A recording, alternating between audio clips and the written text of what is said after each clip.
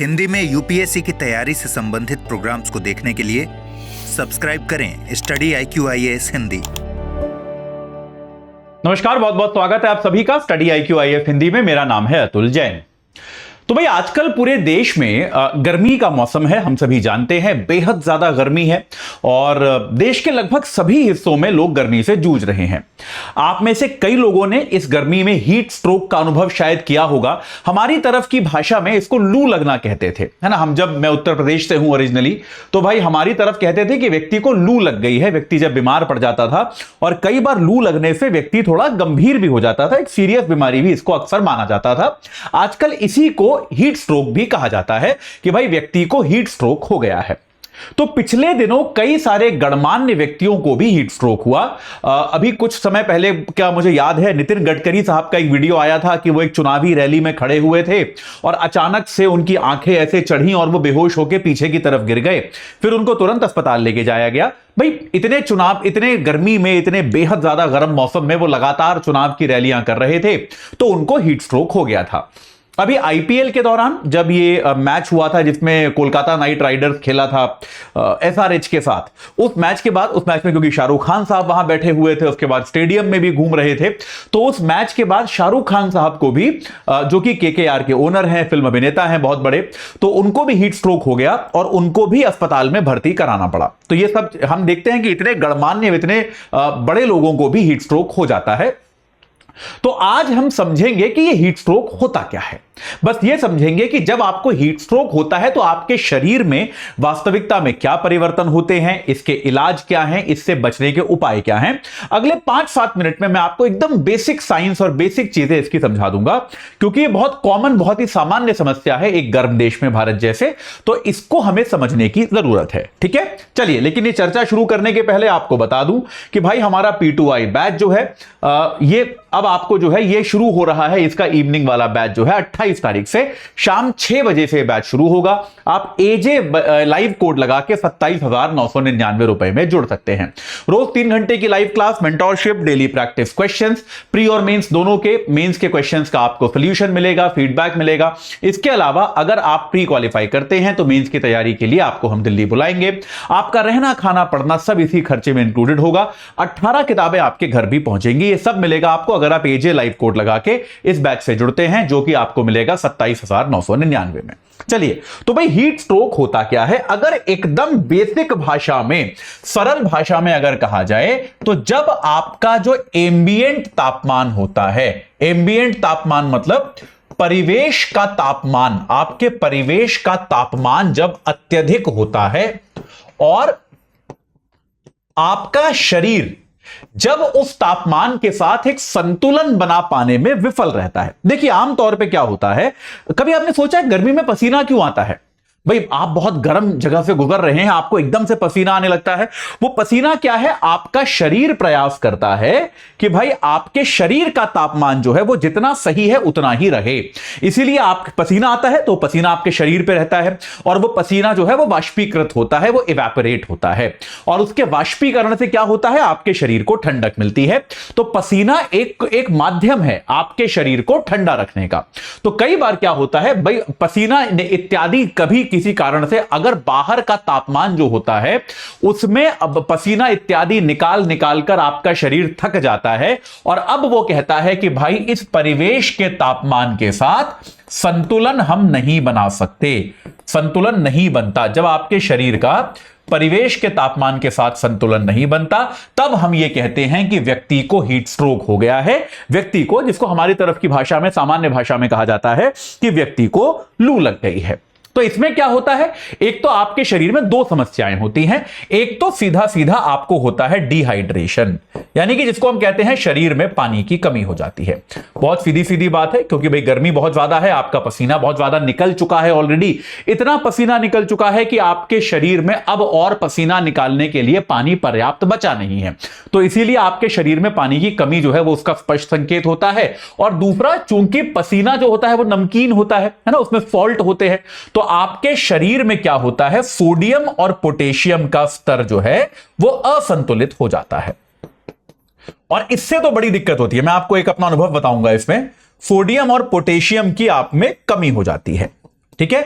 तो भाई ये जो चीज है, इसका अब पानी की कमी तो है ही, आप जानते हो पानी की कमी तो हम सभी समझते हैं भाई, गर्मी में पानी की कमी हो जाती है शरीर में। सोडियम और पोटेशियम की वो कमी जो है, की कमी जो होती है बेटा, ये वो चीज होती है जिससे आपको चक्कर आता है, लाइट हेडेडनेस लगता है, आपको ऐसा लगता है कि आपका संतुलन बिगड़ रहा है, आप खड़े नहीं रह पा रहे हो और आप गिर जा रहे हो। ये एकदम वास्तविक है, ये मैंने अपने जीवन में महसूस किया है। मैं आपको एक एग्जांपल देता हूं। जब बहुत साल पहले मेरे को बैक का प्रॉब्लम था, तो उस समय मैं इससे काफी मोटा हुआ करता था। तो भाई हालांकि मैं अभी भी बहुत फिट नहीं हूं, लेकिन उस समय मैं इससे काफी मोटा हुआ करता था। तो मैं एक डाइट पर था, उस समय एक डाइट मेरे को दी गई थी, क्योंकि मुझे 5-6 किलो वजन कम करना था। तो एक डाइट का एक हिस्सा ऐसा था जिसमें कुछ तो इस प्रकार की डाइट थी कि मुझे कुछ अलग अलग प्रकार की चीजें खानी होती थी, और कुछ किसी कारण से उस खाने में क्या हो गया, उस भोजन की वजह से मेरी शरीर में ये जो होता है सोडियम और पोटेशियम जो है, इनका इंबैलेंस क्रिएट हो गया। और आप विश्वास नहीं करोगे, मुझे ऐसा लगता था, मैं उठता था, मैं कहीं जैसे सो के उठा, फिर मैं कहीं बैठे या तो मैं बैठा ही रह जाता था, मैं उठ ही नहीं पाता था, मेरे को उठने भर की ऊर्जा नहीं मिलती थी। मतलब, और ये वास्तविकता में ऐसा नहीं कि नॉर्मली आपको थकान महसूस हो रही है, मुझे लगता था मेरे शरीर में क्षमता ही नहीं है कि मैं उठ पाऊं। मैं दिमागी तौर पे इतना भ्रमित रहने लगा था। फिर मैंने जिस एक्सपर्ट को मैं कंसल्ट कर रहा था, मैंने उनसे बात की, तो उन्होंने कहा नहीं, तुम्हारे शरीर में सोडियम की कमी है, तो तुम एक काम करो, पानी में एक चुटकी नमक डाल के उसको पी लो, बस इतना पी लो, एकदम ठीक हो जाएगा। और यार जादुई असर हुआ। मतलब मैंने एक ग्लास पानी पिया नमक डाल के और मैं एकदम नॉर्मल हो गया। मैंने कहा अरे यार, ये पहले कर लेता।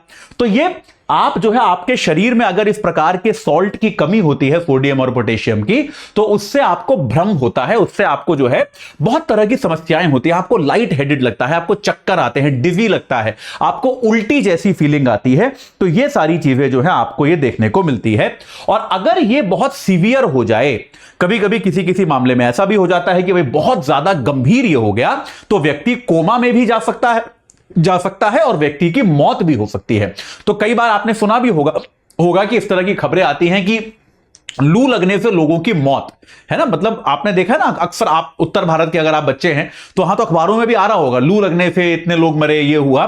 तो लू लगने से लोग ऐसे मर जाते हैं कि असंतुलन जो है वो इतना ज्यादा बढ़ जाता है कि इसके कारण वो कोमा में चले जाते हैं और उनका शरीर फिर इस संतुलन को रिस्टोर कर नहीं पाता, और इसके कारण कई बार उनकी मौत भी हो जाती है। ठीक है, यह बात क्लियर हुई।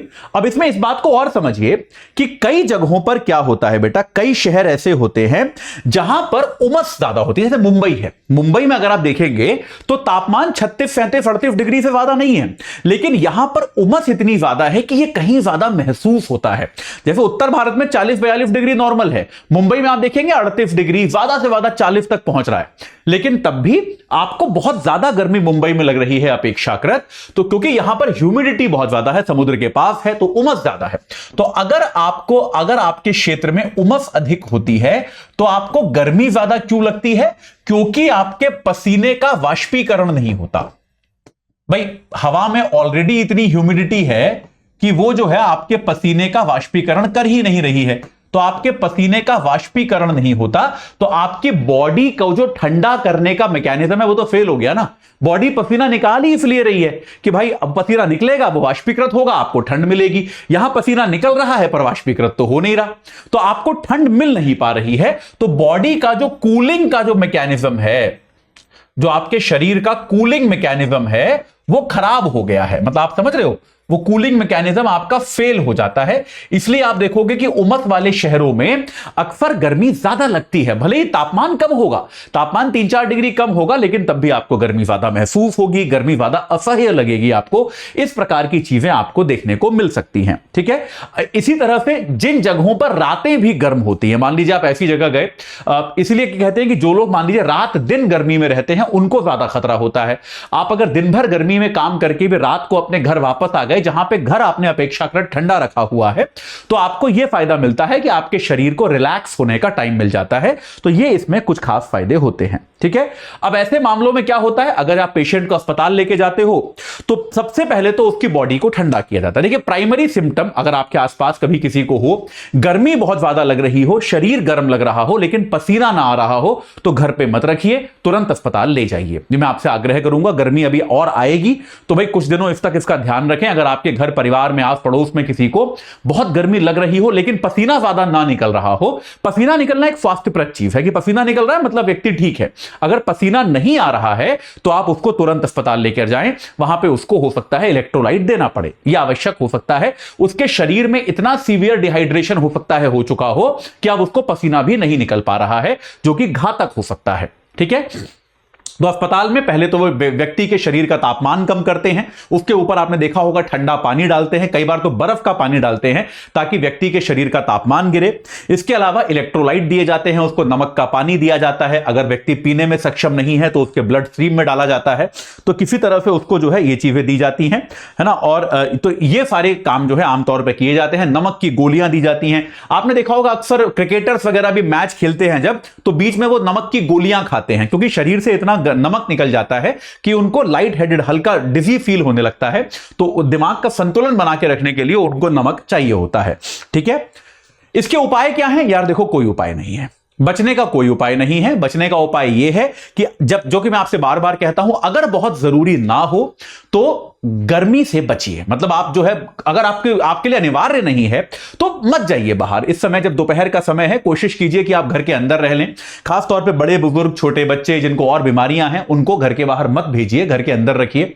जा भी रहे हैं तो सनग्लासेस लगाइए, कैप लगाइए, छाता लेकर जाइए, धूप से बचने का प्रयास कीजिए। प्यास लगे या ना लगे, पानी पीते रहिए, है ना। ये आप हमेशा, देखिए आप देखते होंगे मैं हमेशा इस क्लास में, यहां पे एसी चलता है तब भी मैं पानी का ग्लास रखता हूं और अक्सर क्लास के बीच में पीता रहता हूं।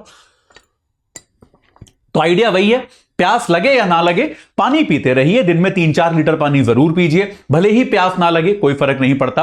अपना नमक का इंटेक जो है उसको भी ठीक ठाक रखिए। ऐसा मत कीजिए कि आप जो है थोड़ा सा नमक इत्यादि भी आप लेते रहें, उसमें कोई बुराई नहीं है। अपने घर को ठंडा रखें, यह कोशिश करें कि घर में इस प्रकार के पर्दे लगाएं कि सीधी धूप ना आए। घर को भी ठंडा रखें, यह आप प्रयास करें। हल्के कपड़े पहने, ज्यादा भारी भरकम कपड़े जो हैं या गहरे रंग के कपड़े इस समय ना पहने। ये सारे तरीके हैं जिनसे आप इस हीट स्ट्रोक से बच सकते हैं। और जैसा कि आपको मैंने बताया कि आमतौर पे सामान्य होता है, लेकिन कई बार यह बहुत गंभीर और जानलेवा भी हो सकता है। ठीक है, तो अपने परिवार का, अपने परिजनों का, पड़ोसियों का, सबका ध्यान रखें और इस गर्मी में सुरक्षित रहें। ठीक है, चलिए अभी के लिए इतना ही। कुछ और चीज होगी तो वो लेकर आपके सामने उपस्थित होऊंगा, लेकिन उसके पहले आपको बता दूं कि भाई हमारा जो है P2I बैच शुरू हो रहा है 28 तारीख को शाम 6 बजे से।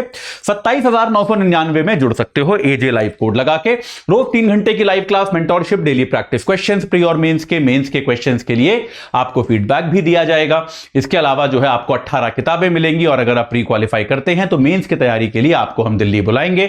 आपका रहना, खाना, पढ़ना सब कुछ जो है वो इसी खर्चे में समावेशित होगा। तो आज ही आप इस बैच से जुड़ जाइए और अपनी तैयारी को एक सही आकार प्रदान कीजिए। इस चर्चा से जुड़ने के लिए आप सभी का बहुत बहुत धन्यवाद।